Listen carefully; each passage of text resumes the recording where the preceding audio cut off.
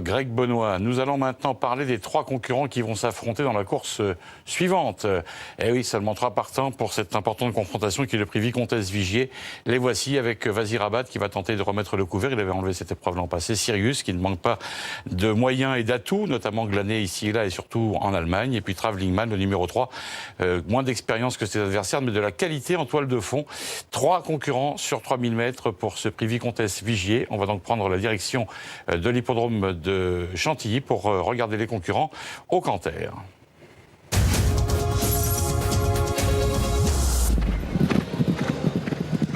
Et notamment le tenant du titre et grand favori pour garder ce fameux titre. Il s'appelle Vazir Abad, le numéro 1. C'est le meilleur cheval de longue distance français et peut-être européen. Il reste sur une victoire à Dubaï comme il l'avait fait l'an dernier et fait sa rentrée européenne dans ce prix Vicomtesse Vigier. Nous allons retrouver sa dernière tentative, Dominique, lorsqu'il allait dominer Beautiful Romance et Sheikh Zayed Road sur l'hippodrome de Meydan. Il avait été très bien monté par Christophe Soumillon pour venir à la fin s'imposer d'une simple encolure à la fin.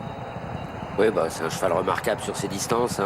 C'est un cheval qui, tout au long de l'année, est très performant au niveau groupe 2, groupe 1. C'est le spécialiste de ce genre de distance. Maintenant, comme on l'a vu à chaque fois sur toutes ces courses, c'est un cheval qui, pour moi, est mieux quand il ne prend pas ses responsabilités, c'est-à-dire quand il attend, quand il dépend un peu des autres.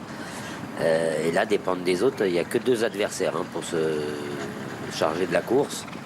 Donc on va voir ce que Christophe Soumillon décide, mais c'est un cheval qui peut être allant, qui peut être brillant si jamais vraiment la course est complètement tactique.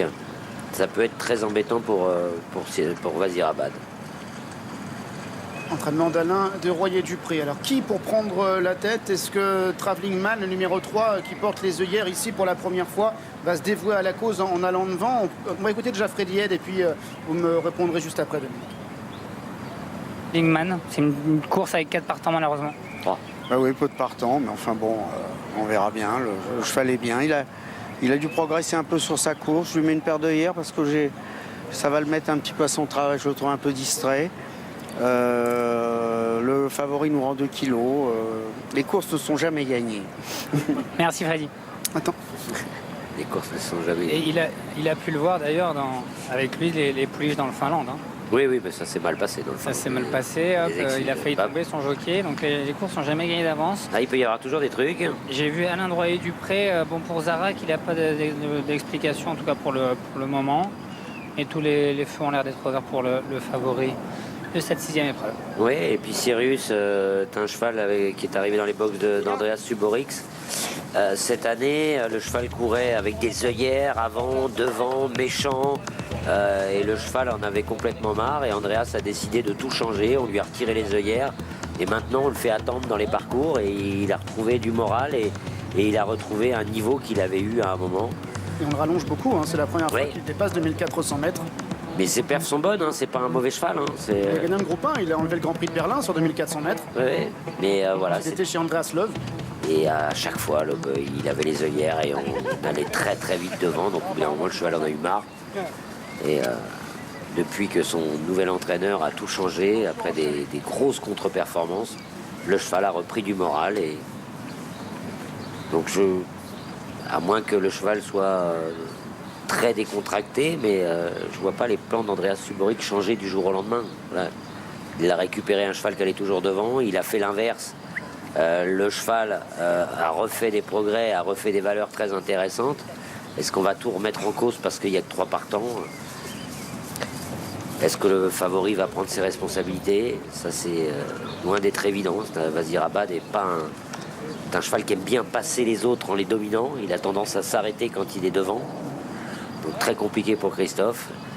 Et peut-être que Freddy Head, tant qu'ancien jockey qui prenait ses responsabilités et qui savait ce qu'il faisait, dit à Aurélien Lemaître, fais comme tu sens ton cheval. Si le cheval est décontracté, va devant. Vous voyez le palmarès avec la performance suivante pour les différents lauréats de cette course par le passé. Vazir Abad avait été raccourci. Ensuite, on avait tenté le coup avec lui dans le Grand Prix de Saint-Cloud.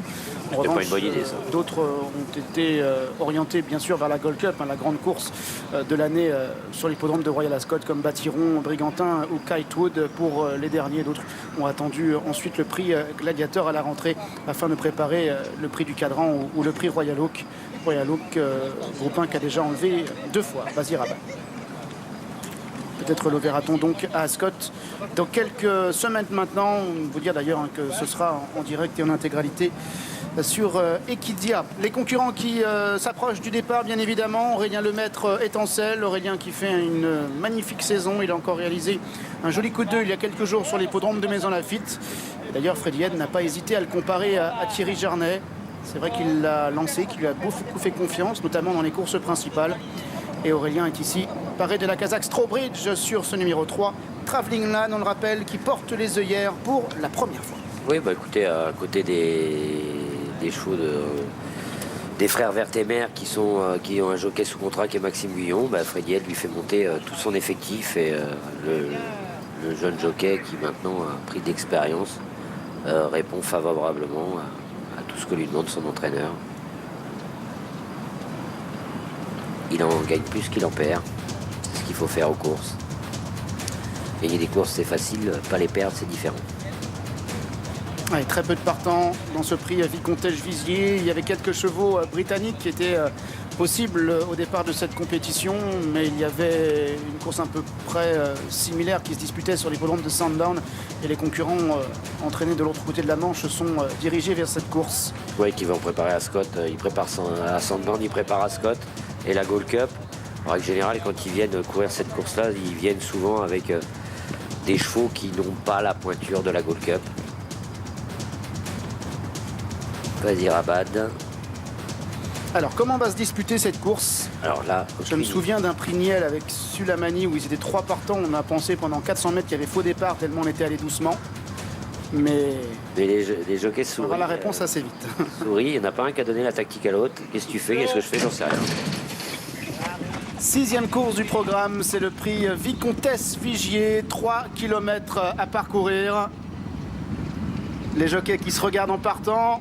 Maxime Guyon côté corde. Christophe Soumillon, Vazir Abad, qui va s'installer en tête avec Travelling Man, Kazakh Blanche, qui se retrouve à l'extérieur. Le grand favori s'installe donc aux commandes, mais il va extrêmement doucement. Et le grand favori, c'est Vazir Abad, repris par son jockey. Donc Maxime Guyon va finalement décider d'isoler Sirius, de progresser à la corde et de venir, bon an mal an, s'installer en tête de course.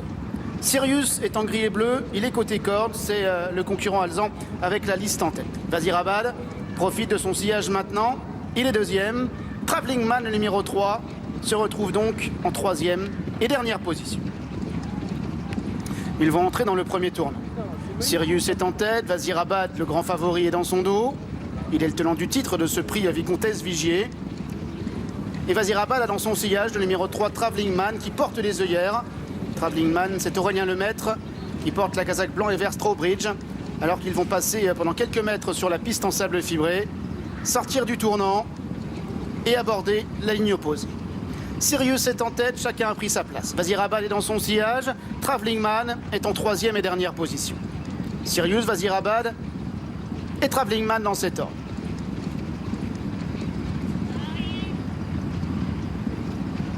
L'allure qui est toujours très peu soutenue, même si on va un peu plus vite qu'en passant devant les tribunes. Sirius est en tête, Vazir Abad dans son dos. Et en 3e position, le numéro 3, Travelling Man. Sirius est en tête, mais Vazir Abad n'est plus dans son sillage car Christophe Soumillon a décidé d'accélérer, en tout cas d'avancer à son extérieur. Vazir Abad qui est à la hauteur maintenant de Sirius. Vazir Abad qui est maintenant aux commandes. Sirius se retrouve donc dans son sillage. On s'est relayé en tête. Travelling Man, quant à lui, n'a pas bougé. Il est toujours en 3e position, alors qu'ils vont passer dans quelques secondes devant les grandes écuries. On se méfie un petit peu du passage de route. Et Vazir Abad, le numéro 1, est toujours aux commandes. Sirius est dans son dos. Travelling Man est en 3e position. Le 1, le 2 et le 3 dans cet ordre. Vazir Abad en vert, Sirius en gris et Travelling Man en dernière position. Ils sont donc passés devant les grandes écuries. C'est le moment de passer désormais devant le château. Vazir Abad aux commandes, avec Sirius qui vient deuxième, avec Travelling Man qui est en troisième position. Vazir Abad en tête, les oreilles bien pointées, accélérant progressivement. Sirius dans son dos. Travelling Man est en dernière position. Ils sortent du tournant et sont maintenant dans la dernière ligne droite. Vazir Abad en tête, Sirius dans son dos, Travelling Man à son extérieur. Vazir Abad accélère, Vazir Abad compte maintenant une longueur d'avance sur Sirius qui est lancé en pleine piste et sur Travelling Man qui vient à l'extérieur.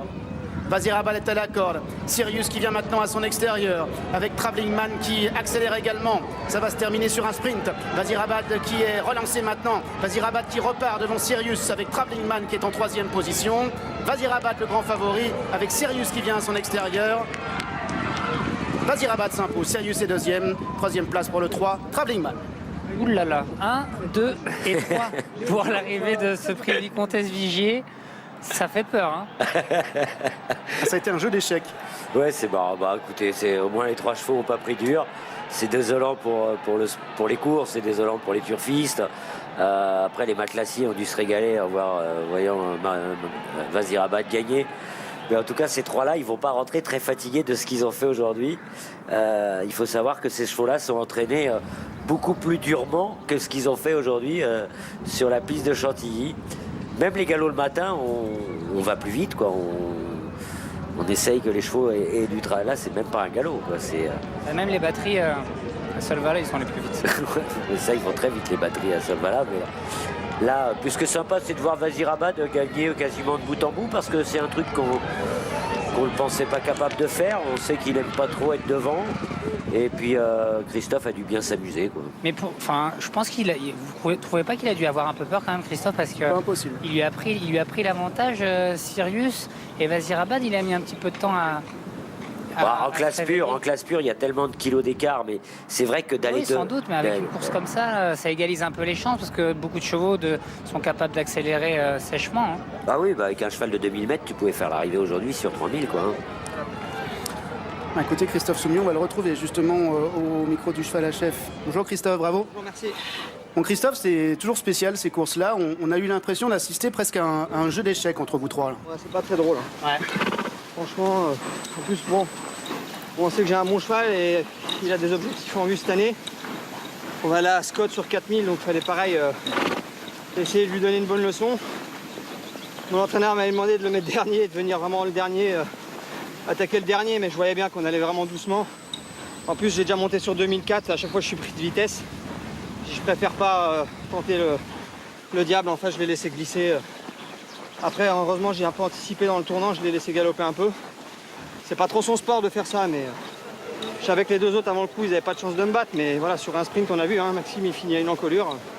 S'il démarre avant que je le laisse peut-être faire, ça aurait pu être chaud, mais bon, voilà, le cheval gagne en bon cheval quand même. Pour porter un peu de poids, c'est un chic cheval. Aujourd'hui, voilà, il a fait un truc qu'il faisait jamais, aller devant. Il a quand même gagné, donc c'est positif.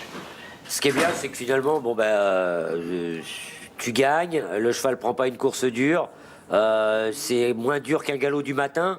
On sait que voilà, il aime pas aller de bout en bout, tu le referas pas quand il y aura beaucoup de partants, mais ça donne beaucoup de sérénité avant d'aller à Ascot quand même. Ouais, après là-bas, c'est pas du tout le même match. Hein. On va aller à 4000 à l'heure, ça va démarrer à 1600 mètres du poteau. Donc c'est vrai que là, même au niveau cardio, je suis pas sûr qu'il ait fait assez de boulot pour s'être préparé là-bas, parce que c'est un peu le Mont Everest. Hein. Faut leur travailler demain. Mais voilà, peut-être qu'il va regaloper mardi. En tout cas, là, pour le cheval, c'est plus qu'une bonne leçon pour le moral, parce que c'est comme si on était venu le secouler au champ de course. Il a pas pris dur, ça c'est certain. Après, c'est vrai que l'effort, quand même, il a fallu que je sois dur au bras avec, parce qu'on a sprinté assez dur quand même à mi-ligne droite. Maxime m'avait pris une tête d'avance, donc il fallait vraiment que j'appuie pour venir le rechercher. Mais voilà, c'est bien qu'il ait gagné quand même. Bravo. Merci Christophe, bravo. Voilà, bien, écoutez, merci à vous, messieurs. Christophe Soumillon aura quand même montré une fois de plus c'est son grand talent et il a monté une course magnifique avec ce concurrent qui s'impose sous vos yeux dans cette belle compétition que nous avons vue ensemble, qui était d'ailleurs le dernier volet dit classique entre guillemets de l'après-midi. Nous allons maintenant continuer de parler classique puisque vous l'avez sans doute constaté, nous avons eu un cheval français qui s'est couvert de gloire au trot tout à l'heure et Olivier Thomas l'a vu comme nous. Il s'agit de Bold Eagle qui a vraiment crevé l'écran. Et on assiste donc ici au tirage au sort des places derrière pour la finale donc de tout à l'heure de l'Elite Club à 17h40, aux alentours de 17h40. Ouais, sans surprise avec Nuncio qui a pris le numéro 1, le propriétaire ici de Bold Eagle, Pierre Pilarski. Franck Nivard, on l'a vu donc s'approcher de la table de marque pour choisir le numéro 2. Il va y avoir une belle bataille, en tout cas, dans les premiers mètres. Ouais, voilà le nom des chevaux. Timoko aura le 5. Oui, le 5, oui, ça va être compliqué peut-être pour ça. Et puis, il ne nous a pas forcément convaincus non plus tout à l'heure. Voilà, ce sera donc aux alentours de 17h40, je le rappelle bien sûr, cette finale de l'Elite Club qui promet d'être de toute beauté évidemment et que vous suivrez avec nous. Exactement, les chevaux qui se préparent actuellement du côté des écuries. Bold Eagle a tiré le numéro 2. En tout cas, bon, il aurait pu avoir le numéro 1. On a tiré effectivement cette boule qui fait que Franck Nivard a dû laisser Orion Schestrom choisir en premier son numéro. Et donc c'est Nuncio qui va partir à la corde. Bold Eagle à son extérieur. On a entendu tout à l'heure Christine parler à Franck Nivard et Franck lui a dit si je me retrouve à l'extérieur de Nuncio, si je n'arrive pas à lui prendre la tête, eh bien je vais rester à son extérieur et on va voir qui va être le meilleur. Et c'est jouable d'ailleurs, hein, puisque Propulsion a finalement échoué de peu face à Nuncio et on a vu déjà Bold Eagle batailler avec Propulsion. Il n'y a pas forcément eu de bataille. Alors on va faire le point tout de suite sur les candidats de cette course. On vous en a parlé tout à l'heure. On va voir ça en tableau avec Nuncio donc qui porte le numéro 1. Nuncio drivé évidemment par la vedette suédoise Orion Schestrom qui fait un festival aujourd'hui sur l'hippodrome de Solvala et qui en a fait un également hier. Le numéro 2 pour Bold Eagle avec Franck Nivard et le numéro 3 pour Propulsion qui m'a personnellement beaucoup plu et qui à mon avis peut jouer la deuxième place. J'ai toujours beaucoup aimé également ce cheval Propulsion. D'ailleurs j'ai souvent suivi ses courses avant même qu'il ne soit connu. J'en ai souvent parlé en bien à Frédéric Havas notamment. Je lui ai toujours dit que pour moi c'était un cheval d'Elite Club et je pense qu'il l'a montré ces derniers temps. C'est vrai qu'avec ce numéro 3, il peut être pris de vitesse au démarrage, mais on l'a vu, il est très dur à l'effort. Hawkes Van Stedt avec Resolve, le numéro 4. Il avait le numéro 8 dans sa batterie, ce qui n'était pas simple, et pourtant il a réussi à faire l'arrivée. Timoko avec le numéro 5. C'est un numéro qui n'est pas facile, mais bon, c'est mieux que le numéro 6 tout à l'heure dans la batterie. Et pourquoi pas pour une magnifique course du champion du Sud-Ouest. S'il est sur le podium, ce sera déjà génial, je pense. Impossible n'est pas Timoko, on le sait maintenant. À chaque fois, on l'attend, il répond toujours présent, ce Timoko. Et puis Didi Zitman, j'ai bien aimé. C'est l'un de mes petits coups de cœur depuis. Alors, qui le drive le début c'est Ulf Olsson, c'est ça. Ulf Olsson, en effet. Didi Zitman, sa performance dans la batterie était très bonne. Je pense pas qu'il ait la valeur de Bold Eagle ou Propulsion, mais pour une 3 ou 4e place, je pense que c'est l'un des prétendants. Okay. Il faudra se méfier. Eric Adelson avec Invenson le numéro 7 et puis enfin Spring et Rome, ce fameux vieux tonton là qui va tenter sa chance face à une opposition très relevée avec le numéro 8. Je crois que s'il est 4e, ce sera déjà un miracle, mais bon, il s'est pas mal comporté dans sa batterie. C'est vrai qu'il s'est bien comporté, l'histoire est belle du coup pour l'entourage, puisque il participe à son premier Elite Club et il se qualifie dans une édition qui s'annonce exceptionnel, pour pas dire historique. Ouais, et je pense que tous les drivers doivent se dire mais je suis en train de vivre quelque chose d'assez génial. Aujourd'hui, je vais peut-être driver une course qui restera gravée dans les mémoires, peut-être une course absolument historique. Ouais, une course d'anthologie en effet. Dans le trot hippique mondial. Juste un point sur le palmarès de cette Elite Club 2017 là, cette année, mais le palmarès complet, vous allez voir, enfin complet, pas tout à fait complet, mais on va voir les derniers lauréats et on va constater que finalement il y a eu beaucoup de réussites pour les chevaux d'origine américaine entraînés ici en Scandinavie. En effet, d'ailleurs au niveau du palmarès, il y a un truc assez important à souligner, c'est Nuncio. L'an passé, on avait choisi le numéro 4. Cette fois-ci, Nuncio a hérité du numéro 1.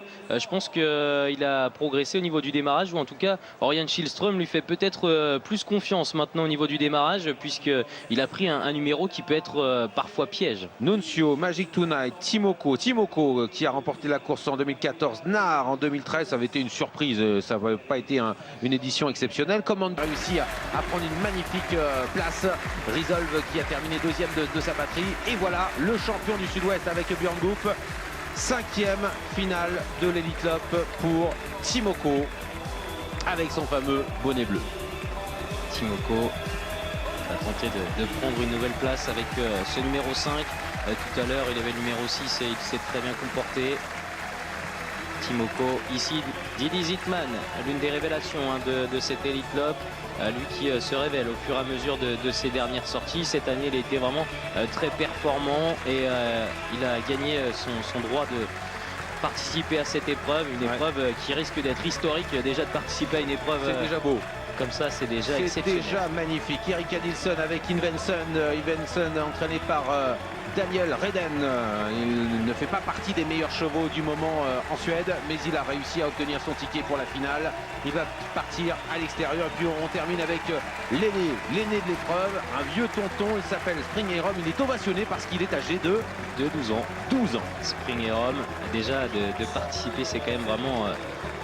exceptionnel pour ce Springerom qu'on n'attendait pas forcément à ce niveau.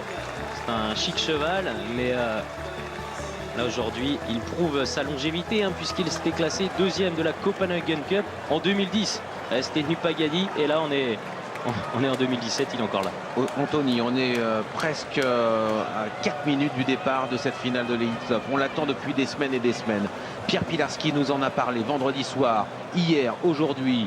Pour lui, c'est une course importante à gagner. C'est l'un des grands combats que doit mener son champion pour montrer au public suédois, qui est vraiment un public de sportsmen qui apprécie tout particulièrement le sport hippique, et bien que Bold Eagle est véritablement le meilleur cheval du monde. Et que ce n'est pas qu'une star en France, c'est vraiment une star qui va marquer son histoire, qui va marquer l'histoire du trot.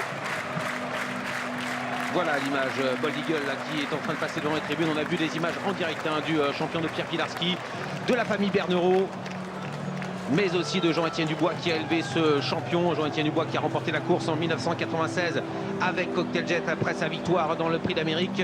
Bold Eagle qui, sachez-le, on le regarde actuellement avec les jumelles, est en train d'accélérer dans le tournant sans aller trop vite. Je le trouve décontracté, très bien dans ses allures. Tout se présente remarquablement pour le champion qui a battu tout à l'heure le record de la piste et qui va peut-être de nouveau battre ce record dans cette finale. On est à moins de 3 minutes 30 du départ, Anthony. En effet, il accélère progressivement et ça se passe bien pour Bold Eagle. Pas de souci pour lui, il est dans la ligne d'en face, on le voit. Et ça se passe très bien pour le moment. Ouais, ça se passe très bien. On a Rizov là qui est en train de passer devant les tribunes avec Åke Svanstedt. Il a terminé deuxième de cette course l'an dernier derrière Nuncio. Alors Nuncio qui est actuellement, sachez-le, au niveau des cotes suédoises, le deuxième favori de la course à 4 €. Il y a 1,30 € ici en Suède, 1,30 € pour Bold Eagle. C'est une cote d'énorme favori, mais c'est totalement justifié compte tenu de la suprématie avec laquelle il s'est imposé tout à l'heure dans sa batterie. Deux chevaux très nettement détachés au betting et derrière Rizov est le troisième favori aux alentours de 10 contre 1. Une cote à la Varenne pour Bold Eagle. Je suis le champion français, mais écoutez, pour le moment il se décontracte. Est-ce que Timoko est plébiscité par les turfistes suédois, par les sportsmen suédois? Écoutez, il est à la cote de Timoko à 32 €. Ouais, on ne croit pas vraiment du tout en les chances de Timoko pour la victoire. Moi, ce qui se comprend évidemment. Mais avec le numéro 5, c'est bien sûr compliqué d'espérer que Timoko réussisse à remporter son deuxième Elite Loop, lui qui participe pour la 5e fois à cette grande course suédoise, qu'il a remporté à une reprise en 2014. On est à 2 minutes du départ. Je surveille toujours Franck Nivard et Franck dans la ligne en face. Il décontracte Bold. Il a fait une accélération tout à l'heure dans le tournant, Anthony.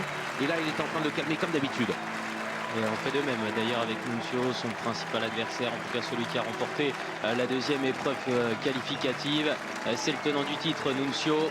Mais là, il tombe face à Bold Eagle. Ouais, Nuncio avec son allure très particulière. Peu orthodoxe. Il aurait du mal à réussir en France avec ses allures. Alors qu'on est maintenant à moins d'1 minute 30 du départ. On y est presque, Anthony, on y est presque. On attend ça, nous, également depuis des jours et des jours, depuis des semaines, depuis des mois. C'est un rendez-vous qui est très attendu partout dans le monde. Il y a 2 grandes courses dans l'année dans le monde pour les trotteurs. Il y a le Prix d'Amérique et puis il y a ce rendez-vous de l'Elite Loop à la fin du mois de mai. On a de bonnes conditions climatiques. Il fait un peu moins chaud qu'en début de journée, ce qui n'est pas plus mal. Pas de précipitation, la piste est en parfait état. Bold est en train de passer devant nous.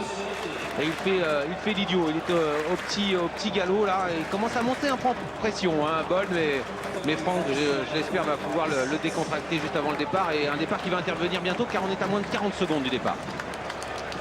Bold Eagle qui se met maintenant en mode guerrier. Allez, les concurrents qui vont bientôt se diriger vers la voiture.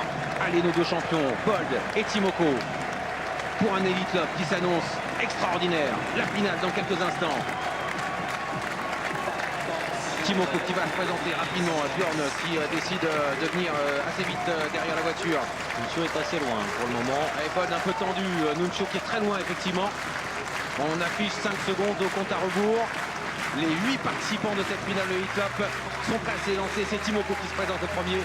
Bold va arriver dans quelques instants et Nuncio est toujours en retrait. Mais il sprint pour rejoindre sa position de numéro 1. Et le public qui commence à applaudir, encourager les compétiteurs. Allez, il se place derrière l'autostart. Allez, pas de faute pour Bold au départ. Un bon départ. Essaie de prendre l'avantage peut-être. On va dans quelques instants accélérer sèchement. 700 mètres à parcourir le mile. C'est parti pour l'Elite Lopp 2017, la finale.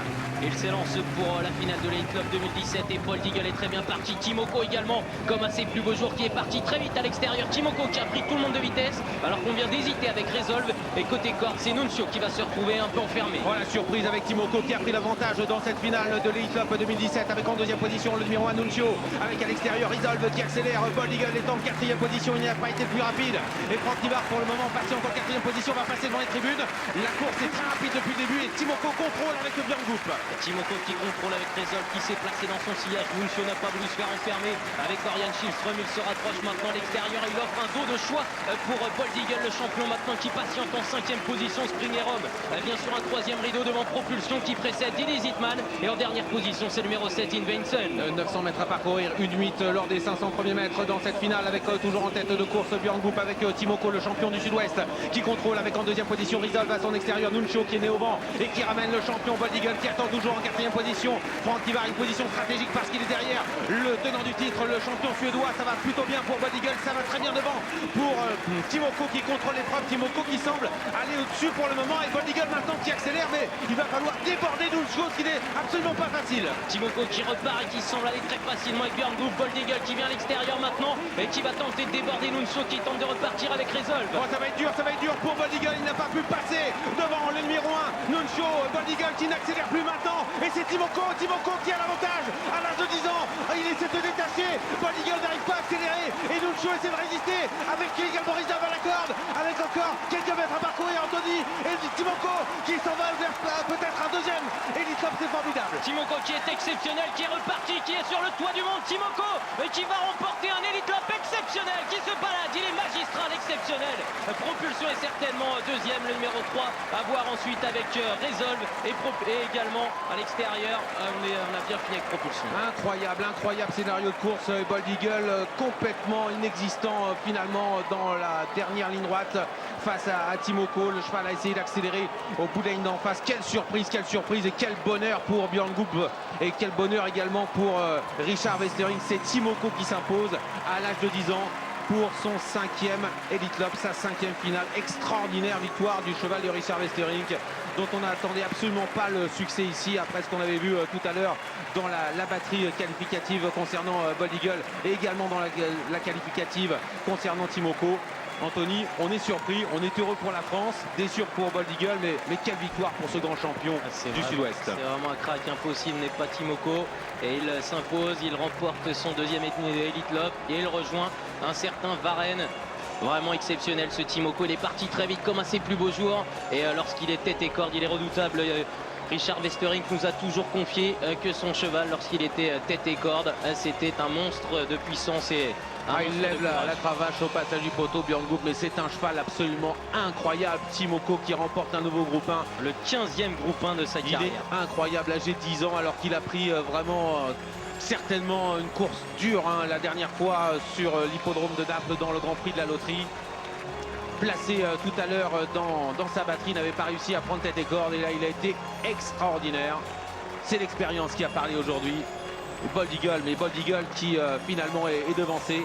La deuxième place revient à Propulsion à l'extérieur, la troisième place est pour Resolve Et la quatrième, on va dire seulement la quatrième place pour Bold Eagle, qui est extrêmement décevant. Il faut certainement penser que le cheval a trop donné tout à l'heure dans la batterie et qu'il n'a absolument pas récupéré pour cette finale. Et Timoko, il est vraiment époustouflant. À chaque fois qu'on l'a enterré plus ou moins entre guillemets, il est un véritable guerrier, Anthony, un véritable guerrier. Le guerrier des temps modernes. Et Björn Goop qui remporte un nouvel Elite Lock. C'est vraiment exceptionnel ce qu'il vient de réaliser, Timoko. Ah oui, mais on est quand même... alors qu'il y a Richard Westering, on est en train de voir des images de Richard Westering qui est congratulé. Il y a Jean-Yves Lérété qui est là. Incroyable succès de Timoko.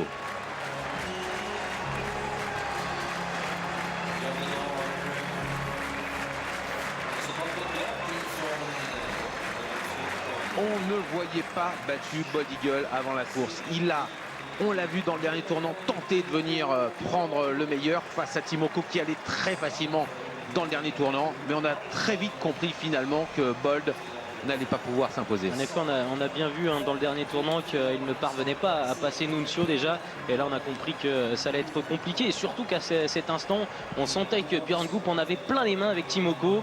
Timoko qui est vraiment intraitable lorsqu'il est sur l'hippodrome de Solvala. C'est vraiment un lion. Et on va retrouver Christine en direct tout de suite. Christine avec peut-être l'entourage de Timoko tout de suite. Quelle performance! Mary, sorry. Oh, this is unbelievable. You know, his son was third, and I was thinking, okay, 3 miles 3 is okay. Et ils se sont dit que s'il était troisième comme Timoko, ça aurait été génial. Il est exceptionnel ce cheval, il est juste exceptionnel. C'était Mary Villen, la propriétaire.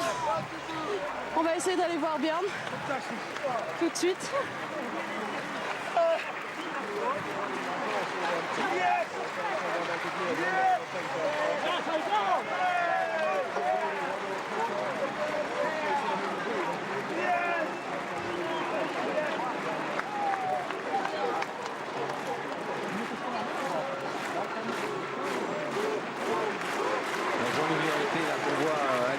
Coup de joie, il était à notre micro tout à l'heure, lui qui nous disait mais ça va être difficile, ça va être très difficile de gagner cette année avec son numéro dans la batterie qui était le numéro 6. Il a réussi à prendre la 3e place de sa batterie et il s'impose en champion qu'il est. Même si franchement avant le coup on ne s'attendait pas à un tel scénario de course. C'est certain. J'aimerais bien tout de même de savoir le chrono des 500 premiers mètres, puisqu'il est parti ventre à terre. Il a pris une longueur à Bold Eagle alors qu'on sait que Bold Eagle est capable de démarrer très vite. Il est vraiment impressionnant ce cheval. Ouais, mais quelle déception quand même. Quelle déception avec Bold Eagle, parce que je pense que Pierre Pilarski ne doit pas en croire ses yeux. On était en train de réfléchir après la batterie de Bold Eagle à qui allait pouvoir terminer deuxième. On n'avait aucun doute sur le fait que Bold Eagle allait lutter pour la victoire et finalement il n'a pas été à la hauteur parce que certainement il n'a pas récupéré de ce qu'il a fait dans sa batterie. C'est la première fois qu'il courait en batterie comme ça. Timoko lui est rompu à ce genre d'exercice. Et sur cette terre, Björn Goop qui remporte une nouvelle course de prestige et la plus belle. Il a quand même drivé beaucoup de champions, mais là c'est quand même le cheval d'une vie, ce Timoko. Ouais, puis ce qui est extraordinaire avec Timoko, c'est que c'est un guerrier mais un combattant incroyable, incroyable. Il peut prendre des courses très dures, très dures. Il pourrait ne pas se remettre, mais à chaque fois il est plus fort, quoi. C'est incroyable. Bold Eagle terminé à la 4e place. La 2e place, elle est pour Propulsion. La 3e pour Isolve. Nuncio n'est pas à l'arrivée. Il s'est retrouvé à deux nœuds au vent et c'était trop compliqué. La France brille aujourd'hui sur l'hippodrome de Solvala. Pas avec Bold Eagle, mais avec un Timoko qui va ravir tous ses supporters. On sait qu'il y en a énormément en France, mais également à l'étranger parce que on l'aime ce cheval. Il est tellement incroyable dans sa longévité, dans sa progression durant sa carrière, mais surtout dans le fait qu'il était là de l'âge de 2 ans jusqu'à l'âge de 10 ans et c'est peut-être pas encore terminé. Et c'est un cheval qui a été malade, la maladie de Lyme, peu de chevaux s'en remettent. D'ailleurs, on a vu Thiago Détan arrêter sa carrière, il a eu du mal à se remettre de cette maladie. Niver de Pont également, et lui, il se bat contre tout et il arrive toujours à se relever. Je me souviens encore de cette période où il a été victime de la maladie de Lyme. On disait que ça allait être très compliqué qu'il participe à un critérium et quelques semaines après, il l'avait gagné. Jean-Yves Lérété qui vit des moments extraordinaires avec ce cheval depuis plusieurs années, lui qui s'en occupe en tant qu'étalonnier dans l'Orne au Haras Sassi. Et les supporters de Timoko qui sont là, ils ont été peut-être un peu discrets depuis le début de la journée, parce que quand on a vu Bold Eagle, tout le monde se disait mais on va pas pouvoir réussir à suivre le champion Pierre Pilarski, et finalement c'est l'inverse qui s'est passé. C'est complètement impossible. Quel roi il est. Et il a été battu plusieurs fois, mais revient toujours. Qu'est-ce qu'il a fait aujourd'hui, c'est complètement magnifique. Quand tu es venu en tête, tu sentais que tu allais gagner? Non, pas du tout. C'est une grande surprise que j'ai pris la tête. J'ai mis tous plein gaz pour démarrer vite, mais c'était une surprise que je suis devant. Et après ça, j'ai attendu pour Bold, peut-être il va venir. Et c'est difficile quand lui, il est aussi deuxième, troisième cheval à deuxième. C'est difficile à prendre de longueur parce que c'est une course finie et on a fini très vite. C'est votre plus belle victoire là, tous les deux? Oui, c'est toujours difficile à dire. Il a des chevaux qui a beaucoup de feeling. Et on a gagné déjà cette course une fois avec Timoko, mais je crois que c'est un plus grand feeling cette fois parce qu'on sait que c'est la finie de la carrière, ça arrive. Et c'est un grand feeling. C'est énorme. C'est complètement énorme. Merci bien. On a le chrono de la finale. Non, je ne sais pas si c'est affiché. On a Birgitta Jansson qui est tout près de moi. 1,09 tourons. 1,09 tourons pour Timoko. Donc 6 dixièmes de plus en réduction kilométrique que Bold Eagle dans sa batterie. Et pourtant il s'impose comme quoi finalement. Completamente posto in sella, cavallo un po' agitato. Max. Allora sì, abbiamo visto salire Joris Mendizabal e andiamo a parlare con Alduino Botti che c'è a metà del campo partenti. Buongiorno Alduino, se le va di parlare queste Oaks dove ha delle chance molto interessanti. Interessanti speriamo, perché 2002 questi cavalli per il momento non l'hanno mai fatti. Esatto, perché ci si basa su quello che si è visto della classe. Così a occhio Alduino, dall'alto della tua esperienza, chi potrebbe essere quella più attrezzata alle distanze delle tue? Ma Candistori, sentire De Muro, diceva sempre che era una calla che amava un po' più di distanza, che i 1600 che aveva fatto erano sempre stati un po' limitati. Cosa non si chiama, mi raccomando, speriamo. Sinceramente i fratelli facevano abbastanza bene la distanza, Maron Glacé, quei cavalli lì, però lei fino ad oggi non ha mai affrontato i 2002. Senti, degli altri chi è quello che ti fa più paura? Chi sono? Cioè, Windjammer, la straniera, o alcune delle italiane tipo la Gommeuse, Stampo Collecting? La Gommeuse, devo dire la verità, dalla Maiden, dopo ha fatto la prima lista. Sta per cominciare la sfilata. Una parola di queste, la più pericolosa secondo te? La Gommeuse. Grazie mille ad Alduino Botti e linea che torna a Luca Galbiati. Sono entrate in questo momento in pista le cavalle delle Oaks d'Italia per la sfilata capeggiata dall'amministratore delegato di Trenno Stefano Marzullo con guanti bianchi e bombetta, la carrozza delle autorità con l'assessore al bilancio del Comune di Milano, il dottor Roberto Tasca e famiglia, il presidente della sezione lavoro del Tribunale di Milano, il dottor Piero Martello, il presidente di Snaitec SPA, la dottoressa Mara Caverni. Le 10 protagoniste delle Oaks d'Italia con il numero 1, appartenente a Diospori, Alhambra, allenata da Alduino Botti, in sella Joris Mendizabal. Con il numero 2 della scuderia New Age, Candy Store, allenata da Alduino Botti, montata da Antonio Fresu. Con il numero 3, appartenente alla scuderia Rencati, Folega, allenata da Alduino Botti, in sella Nicola Pinna. Con il numero 4, appartenente al signor Paolo Zambelli, Great Aventura, allenata dal signor Fais, in sella Silvano Mulas. Con il numero 5, appartenente al cavallo in testa, la Gommeuse, allenata da il cavallo in testa, in sella Dario Vargio. Con il numero 6 della scuderia Svetlana, Luna Storta, allenata dalla signora Affè, in sella Carlo Fiocchi. Con il numero 7 della scuderia FV, Mi raccomando, allenata da Alduino Botti, in sella Fabio Branca. Con il numero 8, appartenente al signor Takaya Shimakawa, Paiardina, allenata da Alduino Botti, in sella Marco Monteriso. Con il numero 9, appartenente alla scuderia Corsa d'Oro Stamp Collecting, allenata dal signor Raffaele Biondi, in sella Mario Esposito.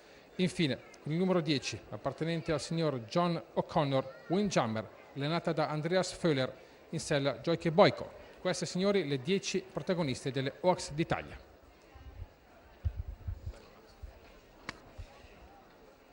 Insomma, un'edizione che si preannuncia molto interessante, molto aperte, tutte hanno un perché, tutte hanno un'incognita. Sarà il traguardo a dirci chi sono le vincitrici di queste cavalle che prendono adesso il via di galoppo nel canter di avvicinamento alle gabbie. Bel colpo d'occhio per il tondino della classica femminile, e per parlare con un altro protagonista, abbiamo chiamato Roberto Biondi, figlio di Raffaele. Vieni Roberto, chiamiamo te perché insomma, papà a livello di parlantina le sente un po' di più forse le corse, no? Certi appuntamenti. Tu invece sei sempre un attimo più rilassato, però collaborate e di Stamp Collecting ci puoi parlare tu dal punto di vista della scuderia, ma anche un po' di come avete nel vostro team inquadrato tutta la corsa. Buonasera a tutti. Sì, diciamo che io la nascondo l'emozione che ho, però... La gestisci? Sì, vero, faccio finta che non mi emozioni, invece mi emoziono tutto all'interno. E si vede un po', dai, è normale, è bello, questa è l'anima dello sport. Insomma, prendere una cavalla, comunque una cavalla presa, come si vuol dire, per 2 euro, per pochi euro, costruirla e arrivare a un appuntamento così è già un onore e già andrebbe un plauso. Cosa vi aspettate? Nulla, la cavalla da noi è una cavalla che sembra che fa la distanza. Abbiamo puntato a Regina Ero correndo bene a 1.600, però ci ha dato sempre l'impressione che lei i 1.600 erano corti. Allora affrontiamo le Oaks con tanta chance, secondo me. Un'impressione confermata anche dal Fantino. Sì, anche Mario è convinto che la fa la distanza.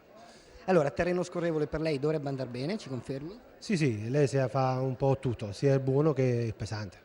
E quindi andiamo a vedere le altre. Favorita la scuderia, vediamo, ma tante cavalle nascoste che ancora devono dire tutto. Chi sono secondo te le più pericolose? Secondo me ho vista molto bella, mi raccomando. L'ho vista sia a Regina Ero che ora, e ora secondo me è molto più bella rispetto a Regina Ero. Questo fa la distanza e ci dici questo, dopo diventa una favorita di peso, come infatti al totalizzatore. Io ho un'opinione mia, secondo me, mi raccomando, la gara che fa la distanza. Come modo come corre, secondo me può fare la distanza. Senti, tu sei uno che invece piace guardare anche i cavalli dal punto di vista morfologico, come sono. Che effetto ti ha fatto Windjammer, l'ospite? Bella, una bella cavalla. Bella cavalla, hai sentito qualche cosa al tondino, qualche voce, essendo magari amico anche di Peter Franceschini, che non troviamo in questo momento, che avremmo voluto avere qua ai nostri microfoni, ma sai qualche cosa magari tu di questa tedesca? No, non so nulla, ti dico la verità. A me un'altra cavalla bella era l'Alhambra, al tondino, sempre di Bottin, bella cavallo. Eh sì, insomma, ringraziamo Roberto Biondi, e in effetti Alhambra è una cavalla che ha già corso qui a San Siro 2 volte, un quarto, un terzo, ma sempre magari, specie nell'ultima occasione, con qualcosa da recriminare. Quella prima, la penultima corsa, subisce la distanza un po' breve, quella dopo il terreno pesante. Sicuramente è una cavalla che al tondino ruba l'occhio. Il signor Takaya Shimakawa, che poteva veramente tirare fuori un doppio pazzesco con 2 cavalli acquistati poco prima, questi appuntamenti classici. Ecco, Windjammer, la paura arriva dalla Germania. Inutile ricordare quello che accade l'anno scorso su un terreno evidentemente limite, ma con le tedesche che fecero prima, seconda, terza e quarta. Attende il suo turno anche la vincitrice del Coccia, un trial di preparazione importante per le schieramento che si completa.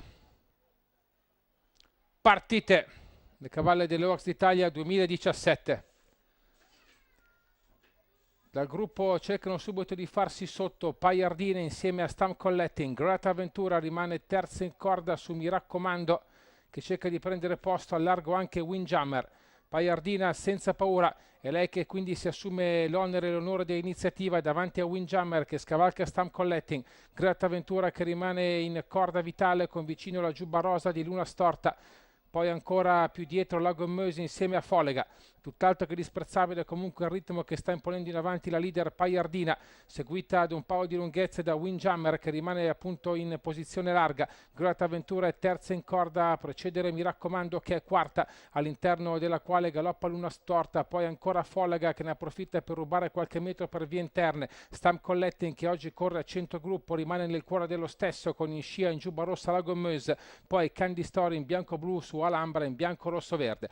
Queste le posizioni con le cavalle che sono in curva, sempre Paiardina in vantaggio davanti a Windjammer. Greta Ventura è terza per vie interne, a precedere Mi raccomando, Folega in quarta posizione, Stamp Collecting rimane a largo della stessa, poi la Gommeuse nei confronti di Alhambra, ancora Candy Store, mentre l'una storta perde terreno, scivola addirittura in coda. Siamo in retta d'arrivo agli 800 metri, quelli della verità per Paiardina che si ripropone di slancio davanti a Windjammer. Greta Ventura all'interno su Mi raccomando, Folega che si sta avvicinando a grandi folate, al largo si presentano anche Stamp Collecting insieme alla Gommeuse e Alhambra che ha rubato un sacco di metri per vie interne, ma c'è sempre da andare a prendere Paiardina che è in vantaggio nei confronti di Alhambra. Mi raccomando, all'esterno Stamp Collecting, poi Folega insieme alla Gommeuse ai 400, Paiardina che è in vantaggio su Mi raccomando, Alhambra, poi ancora al largo la Gommeuse che sta scattando, Stamp Collecting che prova a rimanere in quota, Paiardina che è davanti su Alhambra e Folega che provano ad andare a riprenderla, Paiardina in fuga sui pedali, la minaccia arriva dall'esterno e si chiama Folega, Paiardina contro Folega, Paiardina contro Folega,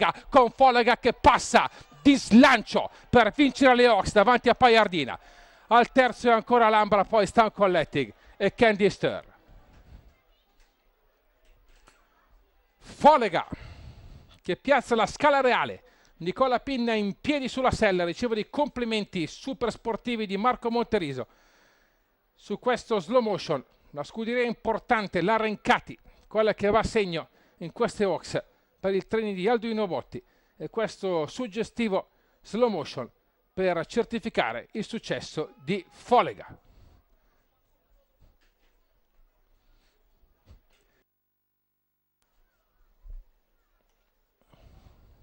E insomma, un bellissimo arrivo con Paiardina che a momenti stava facendo un colpaccio clamoroso, regalando un 1-2 pazzesco al signor Shimakawa, ma Folega, la milanese Folega del signor Luciano Salegi della scuderia Rencati, alla fine ha piazzato la stoccata vincente. 5 vittorie di fila per questa cavalla che era arrivata qui alle Oaks per un percorso più tranquillo, già montata nella sua ultima circostanza da Nicola Pinna. Altra cavalla che non ha avuto certo paura di allungare su questa distanza, che scatta da parte di Folega, che una volta che ha raggiunto Paiardina l'ha volata via. Paiardina che è rimasta in quota, ma Folega ha avuto le battute migliori e alla fine ha vinto le Oaks. Grandissima felicità anche da parte del suo jockey Nicola Pinna, che tra breve sentiremo al microfono di Max Bertolini, al quale cediamo la linea. Sì, e onestamente non vediamo l'ora di sentire Nicola Pinna, perché chi avesse avuto la fortuna di poterci parlare in questi giorni antecedenti alle Oaks non vedeva letteralmente l'ora di salire su Folega in questa corsa, era convinto di avere una chance di primissimo livello e l'ha sfruttata fino in fondo, e quindi adesso non vediamo l'ora di vedere il volto raggiante di un fantino che era riuscito a vincere un gruppo 1 in Giappone ma mai una classica in Italia. Oggi si è consacrato con questa vittoria nelle Oaks in sella a Folega. Una cavalla presentata con un percorso impeccabile, è arrivata a queste Oaks in condizioni di freschezza, veramente una prestazione super, una prestazione che lascia sperare in una cavalla che anche nel proseguo della carriera possa dire qualche cosa di molto interessante. Ma adesso ci siamo, è quasi rientrata Folega con Nicola Pinna, accerchiata giustamente dal team, riceve i complimenti. Vengono battuti vari 5 al fantino di origini toscane, saluta ed eccolo finalmente. Nicola, complimenti, l'ho detto, non vedevi l'ora di montarla, ce l'avevi detto, cosa hai pensato agli ultimi metri? Che ormai era mia, ormai dai, la portava a casa. Comunque lei, io ho sempre saputo che faceva la distanza, Stefano, Alduino uguale, l'hanno lasciata fresca per le Oaks. Bene, sono contento. Beh, che sia contento lo sappiamo, ecco perché ti volevo chiedere, togli gli occhialini, no, pensavo di vedere qualche lacrima. Fa caldo, E allora insomma un Nicola Pinna adesso sembra freddo, ma in cuor suo raggiantissimo, tra l'altro anche montato una bellissima corsa e lo vediamo, anzi sentiamo il pubblico che lo acclama. Noi ci uniamo ai complimenti a Nicola Pinna e a Folega e a tutto il suo team. Ecco, è sullo scroscio dell'applauso del proprio team e del parterre di San Siro. In questo momento adesso noi andiamo a lanciare il replay della corsa.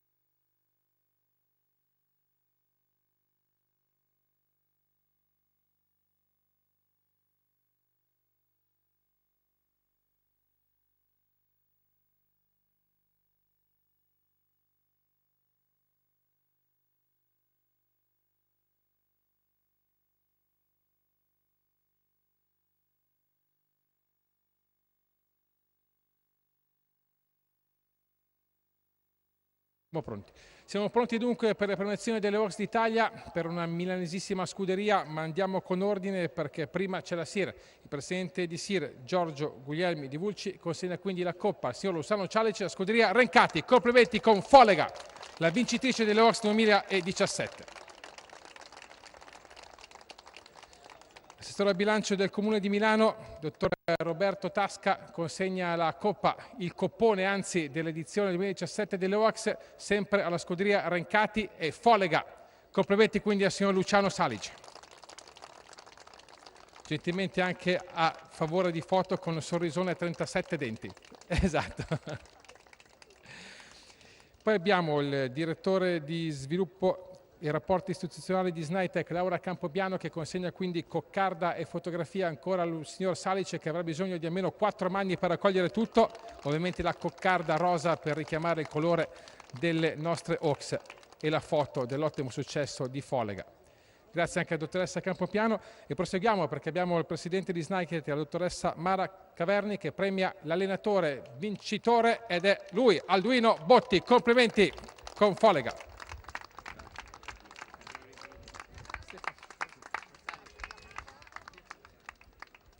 Grazie. E ovviamente avevamo qui un grande fantino, ma qui abbiamo un altro grande fantino di stazza un pochettino media, ma è sempre lui, il mostro che premia il mostrino Nicola Pinna e il mostrino ancora più piccolo Federica. Complimenti Nicola! Emozionato addirittura Nicola Pinna per il successo di Folega, con il piccolo Federico ovviamente. Grazie e complimenti a Nicola. Complimenti. E siccome il signor Sale c'è anche un brillante allevatore che ha prodotto lui in casa la sua Folega, abbiamo Isabella Bezzera, il dottor Gautieri dell'LBF Lanes, linea Horse, che consegnano l'ultimo premio al signor Salice, questa volta come allevatore per Folega. Quindi complimenti 3 volte.